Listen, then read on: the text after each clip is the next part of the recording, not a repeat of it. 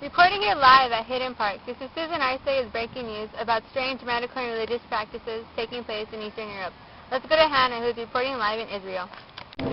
Hi, this is Hannah with breaking news about Hasidism in Eastern Europe. Recently, a couple of students from Ramona High School have found extreme medical and religious practices taking place in Israel by the Hasidic Jews. Back to you, Susan. Now, what are Hasidic Jews, Hannah? Hasidic Jews believe in spiritual healing and all the features of it. They actually are the most extreme version of the regular Orthodox Jew. And what makes them more extreme compared to Orthodox Jews? Well, first off, Hasidic Jews believe that they must follow all 613 mitzvot, or commandments of the Torah. They believe that Hashem, also known as God, has a greater master plan for them. It is important for them to always be happy. The reasoning behind this is that they think when a child cries, Hashem cries. They also believe that loving your fellow Jew is to help you have a better connection with Hashem. Because they always want to stay joyful, they stay joyful while worshiping Hashem. Basically, they believe that the link between the physical world and the spiritual one is one. Well, that was great, Hannah. But where did this movement start and who founded it? This movement actually started in the 1700s in Eastern Europe, founded by Isaac Ba Shem Tov, also known as Bashet. So coming back from the background, what actually makes this religion so extreme compared to the others in the Middle East? Well, the medical practices are very unusual compared to the others.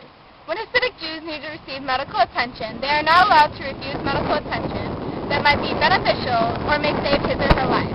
They are prohibited from relying on miracles and must do everything necessary to heal themselves according to standard medical practice. Their decisions cannot be criticized as long as they do no harm to others. When tricky situations occur, they consult a rabbi. Basically, everything that they can do in a medical sense ultimately relies on the Torah. However, the value of a human life is supreme when saving a life. So basically, all biblical laws are waived when they are in such a situation. Thanks, Hannah. But what is the Torah? The Torah is a book of Jewish law used to determine what a Jew can and cannot do. So how do they translate the old literature into modern-day problems? Well, they actually consult a rabbi who is a Jewish scholar who will translate the Torah and trace the path from Jewish law to find a modern-day answer that will suffice and not go against Jewish law. The rabbi will make a decision given the circumstances and make an appropriate opinion. What about their diets? Do they have any restrictions? Well, actually, they have quite a few diet restrictions.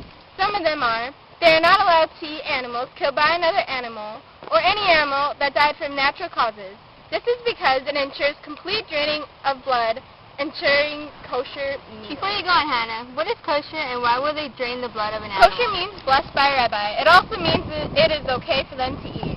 For the draining of the blood, Hasidic Jews are not allowed to eat any form or any little bit of blood. This is because it is thought to contain the soul of an animal, but only applies to birds and mammals.